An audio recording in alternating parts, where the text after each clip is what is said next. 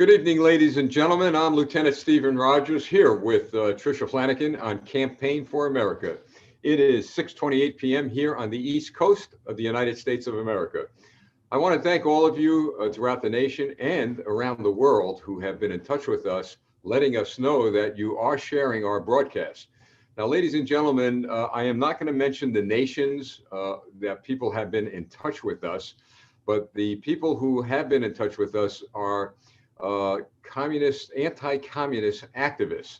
Apparently, they picked up on our aggressive stand against the Chinese Communist Party. They advised us that they are sharing the information that we have via the internet. And Tricia, I'm thinking of something, and it's something maybe we ought to talk about with some tech people down the road. You know, sooner or later, let's face it, the internet, at least what we're doing on Facebook or otherwise, will be compromised and interfered with and disrupted. And a lot of these countries like China, and in some of the countries that people are talking to us from, a lot of this may be blocked. So here's my idea, and let's talk about it with our viewers. Years ago, we had Voice for America. And Voice for America went into Germany, Japan, even the communist countries when Ronald Reagan was president, directly into Russia and China. I don't know how active that is now, but I'm thinking perhaps we can invest in a shortwave radio and perhaps find out how we can, through some of the tech wizards we know, can broadcast into these countries. Because I see what's happening through the cyber attacks that we are now facing in this country. I mean, serious stuff. They're here, the communists, they're here. They're disrupting a lot of our national security apparatus. And I could see where telecommunications, and just like what we're doing, is probably the next target. Well, I think you are so spot on with that. And, you know, we have a couple of friends of Campaign for America that have, you know, a lot of information on how we can best secure our communications. And I think that that's an excellent idea to go back to the old fashioned, you know, FM, AM, shortwave radio systems, because let's face it. I mean, when we look at the SolarWinds information that was just rated, there were Orion capabilities there. So not without getting too much into the weeds, those are systems where they get deep into almost like spiders into other systems and other mechanisms of action. So we don't even know the extent to which we've been infiltrated, and taking a prophylactic measure like you just described to keep us connected in communications is an excellent resource for patriots around the world.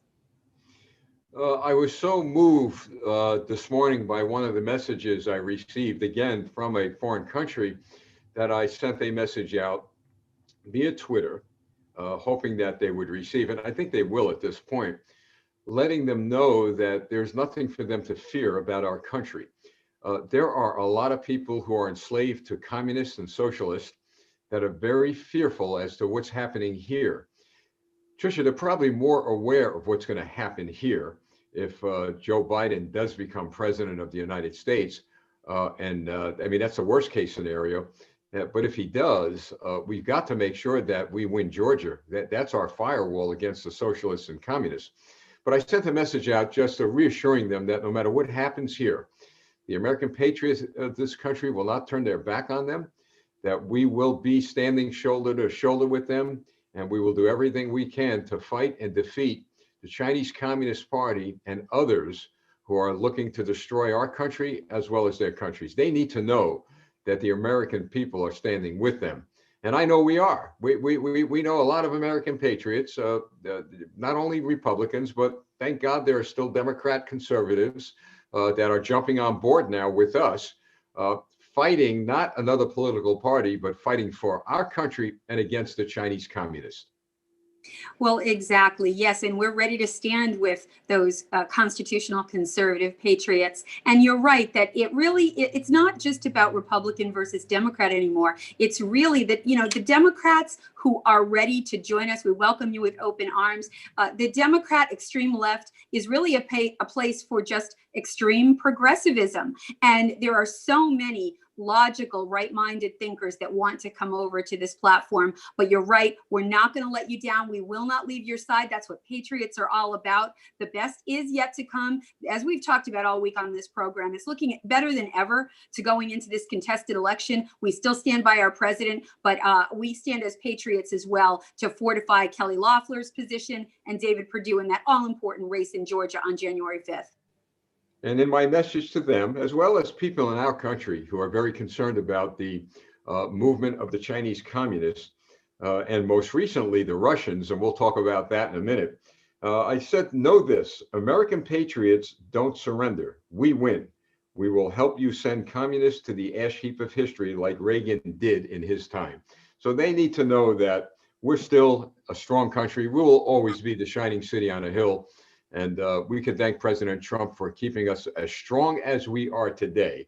And let's just see as we move forward what's going on in view of the fact that there is a heck of a lot going on with regard to the cyber attacks against our country, with regard to the investigation expanding in relation to Hunter Biden. Now, I was on the air earlier, I was on a network earlier, and a reporter had asked Joe Biden this question. Joe Biden, tell us about Hunter. You have any concerns about him and the investigations? So Joe Biden's answer was that Jill, his wife, and I have complete and total confidence in our son Hunter. So when they came to me and they asked me what I thought about that response, I said, well, Joe Biden and Jill are not the only ones who have complete confidence in their son Hunter. The Chinese Communist Party has complete confidence in Hunter Biden. So here we have a situation where a guy that ran for president could very well be ending up being our president, which I'll tell you what, I seriously have doubts that that might happen based on the information we're getting, but be that as it may. So here we have a situation where there's now a very serious national security investigation taking place, and it is not a hoax. It is not like the Russian hoax. This is the real deal. And now tonight we find out that the Pentagon stopped briefing the Biden transition team with regard to our national security. Now, there's a lot going on as to how why they did that. I have my own thoughts, and my own thoughts are this, and they probably won't make it public. And folks, we tell you right out front, if it's fact, it's fact. If it's not, it's not. What I'm going to share with you right now is not fact. This is my opinion, just based on the information and intelligence that I'm gathering. I could be wrong, all right? But I think I'm right. All of a sudden, the investigation regarding Hunter is expanded. Now we know he was involved with so-called executives from Beijing. And I've shared with you all along that you're not an executive of a company in Beijing without some connection to, if not being a member of the Chinese Communist Party. So all this is going on. And now the Pentagon decides, you know what? We better stop these briefings right now, because if in fact there's enough evidence that could clearly show that Hunter Biden was somehow, some way connected to foreign interference, not only with regard to our election, but with regard to a whole host of other things going on between the Chinese Communist Party and the cyber attacks, we better be safe rather than sorry. Now, Tricia, like I said, it's my opinion based on my experience, but my conclusions are not solid. They're not concrete, but they're pretty plausible, aren't they?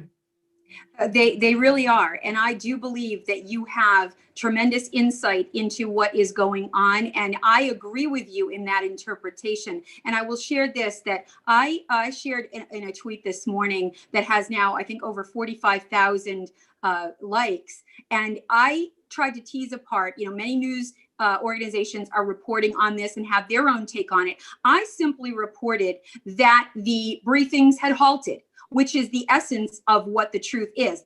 They have, in fact, halted. Now, Rick Grinnell had tweeted something out about the Axios article saying that that is not true, that he was referring to the transition team, that he was actually preserving his own position, that there has been cooperation from the Trump team with the Biden team. I believe that tweet from Richard Grinnell was addressing the piece of the Axios article that was talking about the lack of transition. He did not walk back that the briefings themselves had halted. That, again, is true. That's the essence. And to your other points of what do we know about the Hunter Biden investigation, we know that the FBI has confirmed it. We know that the Biden team themselves had put out a press release also confirming that there was an investigation into Hunter Biden. These are facts. And where they go from there, it would be almost nonsensical for the Pentagon to continue those briefings. As you mentioned, this is something that, stay tuned, it is developing, but we know that in fact, those briefings have stopped. And that is, that's a good indicator that exactly what you said has arrived. Now, what's very disturbing to me is that the former cybersecurity chief regarding our national security that President Trump fired apparently testified before Congress or some committee formed by Congress and stated clearly that this was the most secure election in American history. This is the cybersecurity chief of our country. And yet, for 9 months, there was an ongoing cyber attack by the Russians on our national security apparatus. Now, how does this guy say that everything was just hunky-dory with regard to cybersecurity or our elections? So my point is this, I mean, this, you can't make this stuff up. So now you've got the Chinese Communist Party doing all sorts of cyber attacks on us, major corporations, our phones, your phone, my phone. I mean, the Chinese Communist Party was all over the place. Now you got Vladimir Putin sitting over there in the Kremlin in Moscow thinking, could it be that the Americans are that vulnerable? Why don't we join the party? And so he did. So he sent his former KGB teams into working with, not with the Chinese, but working with apparatuses, if I'd say, or organizations to infiltrate our cyber infrastructure. Now, here's my question. If, in fact, that was going on, why does the chief of our cybersecurity here in the United States say everything's just fine with regard to the elections? I can't believe for 1 minute that the Chinese Communist Party and Vladimir Putin just attacked corporations, their cybersecurity infrastructures, Wall Street, political organizations. I can't help but believe, Tricia, that, there was another target, and that was our presidential election. Again, no proof, purely my speculation based on a totality of information that we're beginning to receive. Remember what I said last night? You know what? When you start connecting the dots, it may go to a place that nobody wanted us to go. Well, you hit the nail on the head, and I'll tell you why I think there's even more evidence that's spilling out, and that's the fact that Chris Krebs, when he testified yesterday at the Homeland Security Committee at the U.S. Senate, Chris Krebs himself even walked back some of those comments. And he was pressed pretty hard by Senator Johnson and Senator Rand Paul. And when he was under that scrutiny, he did walk back and talked about fraud being another issue, because both of those senators tried to press him on what exactly he meant when he said it was a secure and safe election. And when push came to shove, Chris Krebs actually had to walk back some of those comments. And we also know from the pending DNI report, enough has been disclosed that we know that Iran and Russia, and now by John Ratcliffe, he has mentioned that China is what he is pushing for to be included in that. I don't believe we would hear all of those words unless there was some solid evidence that will be coming out very soon. We can't wait to hear what's in that report. I think it's going to be scathing. Well, and that's where the transparency is very important. I've got to tell you, I worked my entire life with U.S. military intelligence. I worked at the FBI National Joint Terrorism Task Force. I have great respect for the men and women in law enforcement and in our intelligence agencies. And I've got to tell you, those ground troops, I call them, the foot soldiers, the ones that are working hard to protect our country, they have no part of the decision-making process when you climb up the ladder, when you go up that corporate ladder, if you will. It's unfortunate that we do have now a lot of law enforcement executives at FBI headquarters and in other places who have become politicians. And it's a shame they've become politicians. And I've got to tell you, I'm really believing now that President Trump, he really not only broke the back of establishment politics in this country, but he broke the back of organizations that were being politicized way before he became president of the United States. We've got, I'll tell you what's interesting is that before President Trump became president, unbeknown to any of us, the Chinese Communist Party were infiltrating every bit of our government. I mean, they've got people running for office. They've got people running for office on local levels, state levels. They're in our colleges. They're in our corporations. They're in our unions. They're even in bed, literally in bed, with Congressman, Selwell is his name, congressmen who are on our national security committees looking over national security intelligence, and the people in bed with him are Chinese. They're Chinese operatives. They could be spies. And Nancy Pelosi refuses, Tricia, to take this guy off of the committee that is reviewing our national security apparatuses, our national security intelligence as it relates to who? The Chinese Communist Party. Yes, yes, exactly. And, you know, we're going to have to start to wonder why Nancy Pelosi is trading our national security to cover for congressional representatives like Eric Swalwell. And we know that Dianne Feinstein, for many, many years, had a Chinese spy as her driver.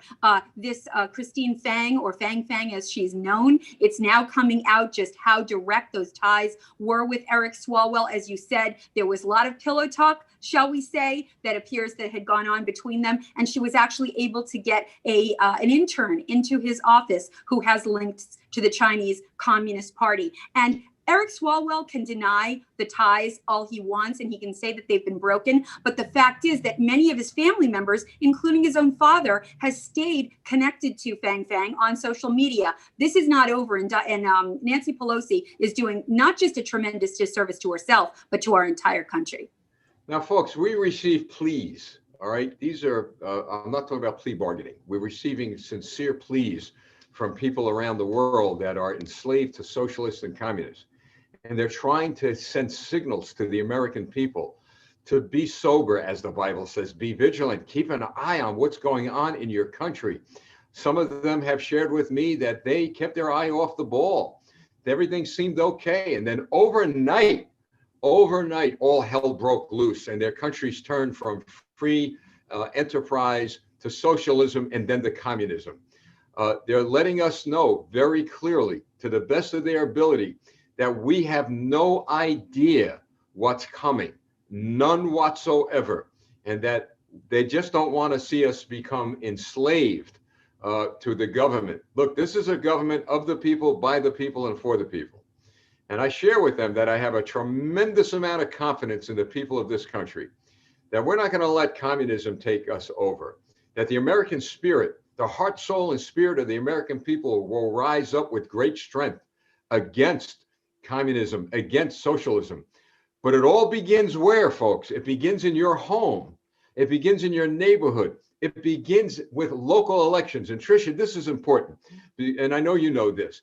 People have, I know they've been in touch with you and me and my wife, and they're talking to us constantly about what can they do? How can they get involved? The first thing you need to do, folks, second only to prayer, I'll always preface that whatever I say, but second only to prayer is to sit with your family, your friends, and your neighbors. Share with them the critical information that not only we give you through this broadcast, but with other credible news agencies are giving you. And then ask yourself the question, what can I do? What can I do as an American citizen to fight for my country and to preserve our freedoms? Because they're being chipped away. There are things we can do. And we encourage people, and let's go down the list, Tricia. We encourage people to educate themselves. That's very important. Don't listen to the nonsense. Get rid of those videos people are sending you from way out wacko people who believe that the whole world is coming to an end and we've got to do A, B, and C. What can we do, Tricia? Let's share what people can do at this point in time. Step one, let's educate them, correct? Yes, education is the key, and like you said, sharing that information. I mean, I'll mention your wife Natasha, who grew up under the communist regime's thumb, and who shared the stories of how once your property rights are taken away, then the government that owns you now will dictate to you how much square footage you can have to live in and how much meat you can get on a monthly basis. It's that bad, and that's what we're on the precipice of. So I bring that up in the context of share that with your children, share that with your neighbors, listen to testimonies like Natasha Rogers, and find the right news sources that will tell you the truth. In the face of media blackouts and big tech, censorship, it's difficult, but the most important thing to do is find the truth and share it. You know, what Natasha shared with me one day was rather revealing. We're walking around neighborhoods and cities and towns, and we're looking at all the empty buildings, empty houses, empty stores. And I just kind of quipped to her and said, what do you think's going to happen to these? Oh, she said, I'll tell you. I'll tell you. She said, they'll go into foreclosure. The government will take over, and they'll put in what they want. They will rent the stores out. They will make these houses that went into foreclosure government housing, and they will be able to get rid of those houses by what? By letting the state control who goes into these houses, letting the state control how much of these houses, letting the state control the businesses through so-called grants and other public assistance. And those people will be enslaved and obligated to the state. That's how it begins, right under our nose. And that has happened in countries all around the world where communism and socialism put their roots into these communities. So now we got an idea. Let's educate people. We'll offer you, and we continue to offer any of you out there. You get a whole group of people together. I don't care if you got 6 of you together. Sit in your living room. Get your computer turned on. Tricia and I and others, and even my wife maybe at some time, we'll come into your living room and we'll talk to you via Zoom. And we'll talk to you right directly in your eyes as to what's going on and educate you as to how you can really become involved. So now you're educated. Now, what do? All politics is local, right? It's impossible for us single-handedly to conquer the big federal type problems. We can collectively, and that's what we're doing. So all politics is local. How about this? How about finding people in your community that want to run for school boards, that want to run for city council? Tricia and I were on Zoom last night with a group of people from Newark, New Jersey, a group of people in the midst of a Democrat city, a totally blue city, but these were Republicans. And they decided that we want to help somebody run for the city council. And that person happens to be a Republican. Now, this is a lot of courage, a lot of work, but Tricia, that's where it begins. You run on a local level, right? City council, school boards. There's got to be somebody in your town, ladies and gentlemen. It may be you. If you want to do that, give us a call, get in touch with us. We'll help you get started.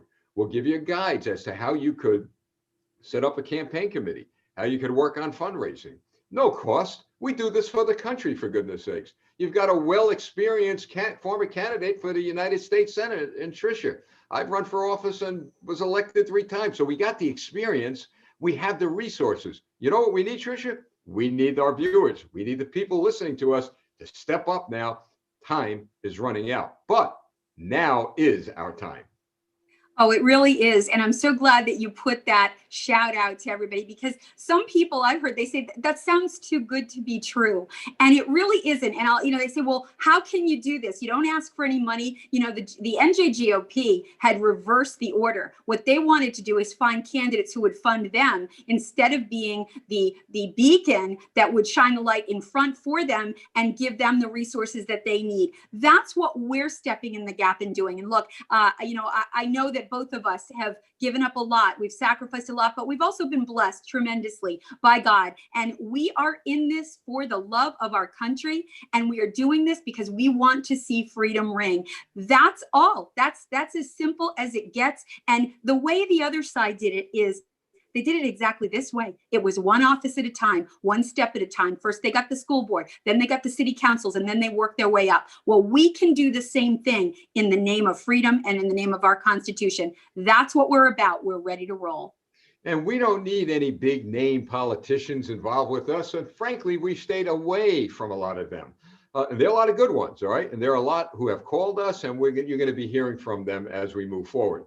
But I'm talking about the politicians who always have a little bit of bait out there, and then they want to catch you and then make sure you are obligated to them as you move forward. Well, that doesn't happen with us. We're obligated to no one but God and the people. That's who we're obligated to. That's why we can honestly tell you there's no strings attached. So we're now offering you, all right, think about this, folks, with no strings attached, no charge, no cost. We're offering you our experience, our God-given talents and gifts to get some grassroots movement going in your neighborhood. Notice I said neighborhood, not city, not town, but your neighborhood, because that's where it begins. In fact, get the grassroots movement going in your home. Invite a neighbor two or two over. If you got two or three, do what was done last night from the people we spoke with from Newark, New Jersey. We got on Zoom, we talked. It was a great meeting. And those individuals are going out there and they are going to fight for this country. And they're going to begin on the local level. So that's a part of the solution. Now, so now you do that. You start moving forward. You start formulating policies that will advance a conservative agenda and fight against these communists and these socialists in your communities. And you would be surprised how many people who do that will get elected, because you're looking at one of them. You're looking at me, right? You think I had $1 million when I ran for the school board and twice elected to the city council here? No, my wife and I and a small team of ours went door to door. That's right. 10,000 homes over an 18-month period. We knocked on every door day and night for 18 months. And I was the guy that was the outsider. I was the guy that, no way he'll ever get elected. In fact, he'll be run out of town. They'll never elect him. Well, I got elected. I got elected and I got reelected. And then I got elected and elected again. And the fact of the matter is that you can do it. Tricia Flanagan, she had a tough race, a fight. But what does she do? She shocks, she stuns the establishment by getting over 80,000 votes and winning, I tell you folks, winning in 2 counties, not on the establishment line. That tells you something. She didn't have $1 million, but you know what she had? She had God Almighty, her prayers, her faith like I did, and we had you, the people. So you don't need big name politicians. What you need is your heart, your soul, your spirit, and your commitment and dedication to this country. And I believe, Tricia, I got to tell you, I heard from a couple of GOP leaders, all right, in this state, who quietly and in confidence, and I won't mention their names, gave me a call and said, you know, you guys are really energized. I mean, you guys are bringing excitement to the party, excitement to the political process. So we would like to sit down and meet with you and talk about how you can take that excitement and bring it into our counties. You see, folks, they're coming to us because there's nowhere else to go. And these are good people. They're good county chairs. They just need help. And if the NJGOP isn't going to help them, we're going to help them. Which leads me to this, Tricia, the NJGOP. Look, we endorsed Jack Ciattarelli for governor. Jack is a good guy. Jack is an honest guy. He's a grassroots guy, and we're going to stick with him right to the finish line, and he will become governor.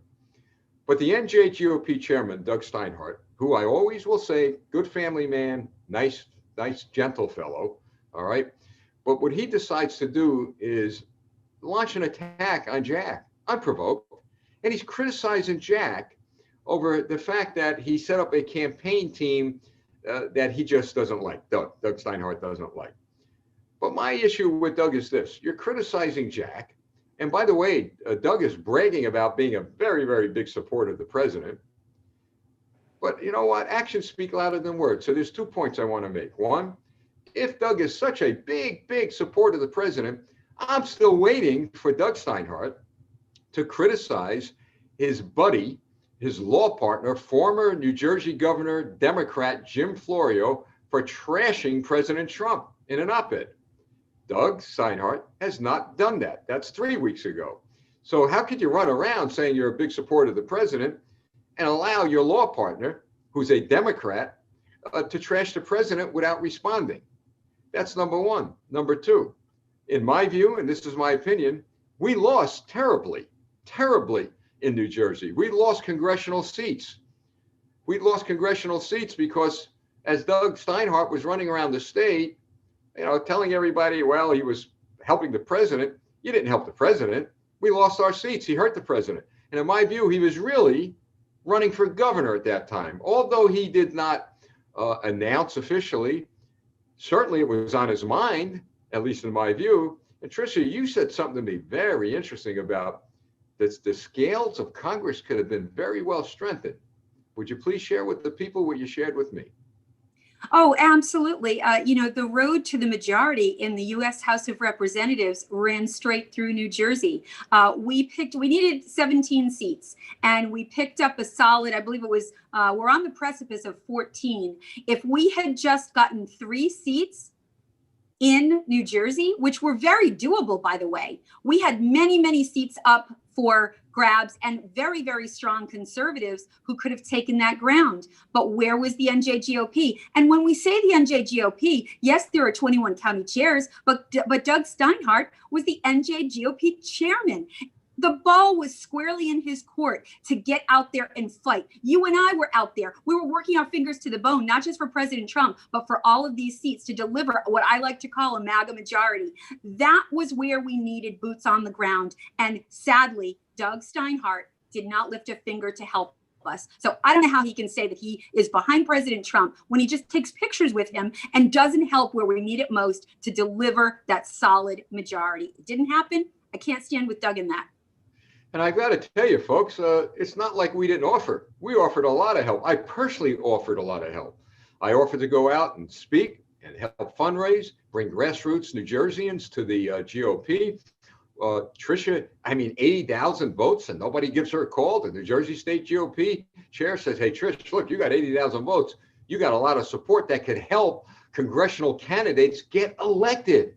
And you know what? We do have that support here in New Jersey. We've got a massive amount of people that are looking to us for guidance and that are looking to put their hand to the plow to help rebuild the party.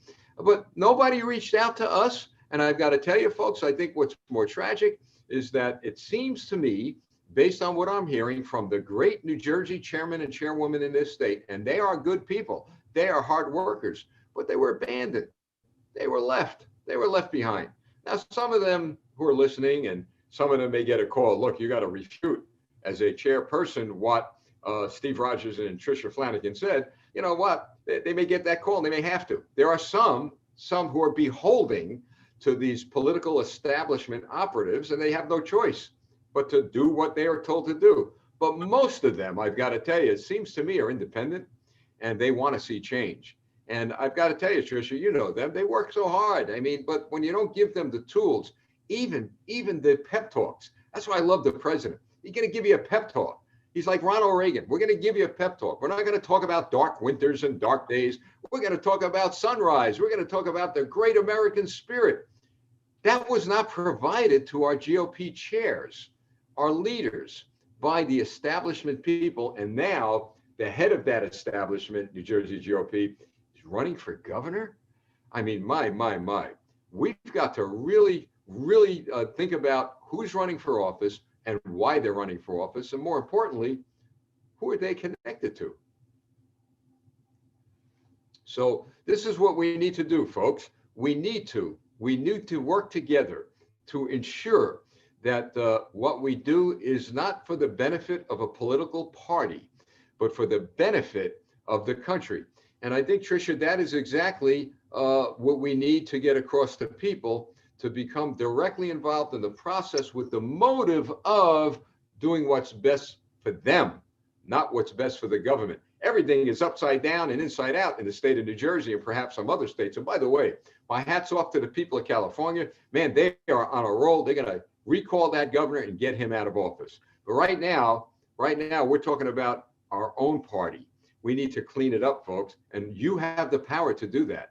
So, Tricia, I think as we move down the road, at least here in New Jersey and then other states, PA people have been in touch with us. New York have been in touch with us, California, Arizona. I could have a whole list of things going on, but we live here in New Jersey. We're based here. And I want to see the people of New Jersey, the conservatives who have been disenfranchised, who have been dismissed as the nobodies. Well, you are somebodies across this country.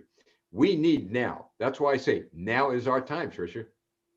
Well, exactly. And, the ultimate irony of all of this in New Jersey is that, as we've talked about on this show, conservatives are the 56% majority in our state. Even Gallup has showed that that New Jersey skews conservative. And people say, well, then why are we so irretrievably blue? And it's because of voter turnout and not voter demographics. And the key to getting an increased turnout is getting solid conservatives teed up. And that's the big schism, right? The NJGOP establishment likes to choose their own, the candidates who are lukewarm, who will never motivate that base. And that's what we're all about here at Campaign for America, getting that conservative caucus off the ground and making sure that not just New Jersey succeeds in that perimeter, but all across our country. That's how we're going to take back our party and especially in New Jersey, how we're going to finally win. Now, I got a question here that somebody just sent me. Lieutenant Rogers, why are you against primaries? Well, I'm not against primaries, but here in New Jersey, Republicans destroy themselves. They commit political suicide. They destroy the best candidate that you can have running against a strong Democrat. And I know, Tricia, you've experienced that. I mean, I haven't seen a Republican primary that has been civil in many, many, many years. So look, this is why I encouraged, and I did tweet out, that Doug Steinhardt should step down from running for governor. Doug, step down for the good of the people. Jack Ciattarelli is strong. Whether you are in denial, whether the supporters of yours are in denial or not, the fact is grassroots New Jerseyans support Jack Ciattarelli. The guy has over 100 endorsements already from Republican leaders around the state, and they're just going to continue to pile on. I mean, they haven't heard from us yet, and us, the grassroots people here in this state. So I'm not against primaries, but in New Jersey, all we do is beat each other up and destroy our party. How about one time, those people who really can't win, and Doug Steinhardt's not going to win. He'll never beat Murphy. And then we have Hearst Singh. Hearst, nice guy, good guy. He lost 3 or 4 elections. He needs to drop out. We need to get behind a very credible, viable, strong candidate who has what? The support of the people, not political operatives, not just people with a lot of money, but people with a lot of heart, soul, and spirit, and a lot of strength and a lot of will. That's how you win elections in the 21st century. So I think, Tricia, the fact of the matter is, and I know you're not against primaries, but in this special case where so much is at stake, maybe we ought to come together. It's time to come together. These other candidates need to reassess themselves. I know they won't, but I put it out there. Yes, and what you say is so important. It has so much gravitas because we have to look at what we're up against. We cannot have another term for Governor Phil Murphy. That would be the destruction of our New Jersey economy. And that's a governor who would actually impact, in my opinion, all of America, because the coalitions of governors, when we look at coming out of this COVID-19 pandemic, we have to have sound thinkers and we have to have governors at the helm who are going to think about what could be lost in our economy. We have to preserve more than just the false narrative of the liberal left. And when we think about it that way, we know that we need somebody like Jack Ciattarelli at the helm of New Jersey. And, for the sake of putting politics aside, look, primaries, I'm not against them either, but let's face it, there's a fight for who gets the line. And then everything gets, all the eggs go in the basket of whoever has the best relationship with the establishment. We have seen what that kind of thinking and that kind of candidate gets us. It will get us another term for Phil Murphy, and New Jersey just can't afford that. All right, ladies and gentlemen, before we wrap it up, and we're going to wrap it up in about a minute, we do have a programming note. This will be our last broadcast until December 29th. We're going to take the whole Christmas week off. And during that time, we're going to spend as much time as we could with our families and our friends. And then we'll be back on December 29th and the 30th, and then we'll be off New Year's Eve and New Year's Day. But we will be back stronger than ever next year. And we have a hell of a lot that will be going on. Now, if there's any breaking news or something very critical, by all means, either Tricia or myself will come on. But we really need the rest, I'll tell you, folks. And I've got to tell you, never in my dreams would I have imagined this broadcast reaching 20,000 people. And then to learn that there are people in foreign countries who are in serious, serious trouble with regard to communism and socialism, that they would be communicating with us. But you know what? It's a blessing. It's a blessing. Sometimes, you do sit back and you say, boy, I tell you, why God? Why? God says, because we know you can do it. Why, you ask? Because we know you can do it. So ladies and gentlemen, email us at campaign4America at lieutenantrogers.us, campaign4America at ltrogers.us. And we'll send you all the information we could. We'll get you on board. And Tricia, you want to say anything before we sign off? Oh, well, I'd just like to take this opportunity to wish everyone a blessed and Merry Christmas. We wish you blessed time with your family, your friends, your loved ones. And, if you're alone, know that we're thinking of you and praying for everyone that listens to us. We send our heartfelt wishes for a blessed Christmas. And this is when we celebrate the light of the world. The most precious gift we could have ever received is celebrated this Christmas, and that is the light of Christ coming into the world to save us all. And we join you in prayers and in celebration for this blessed event. We look forward to seeing you right after Christmas, but in the meantime, have a blessed and Merry Christmas. And Tricia, you just said something interesting. If you're alone, you just said those words. If you know a friend, a neighbor, anyone in your community who's alone, you know what? Knock on their door if you could in this environment. Give them a call. Let them know you love them. Let them know that you're going to celebrate Christmas with them. Folks, you don't have to go out and buy a big gift. Get them a card. Get them something. And let them know that they're still alive. You know that they still count. They need to know you still love them. Because a lot of people don't have family members. A lot of people have no one visit them. So make sure you do that and then pray for them. We will certainly keep all of you on our prayer list. And again, have a very Merry Christmas. We'll see you right before the new year. Please email us. We'll be in touch.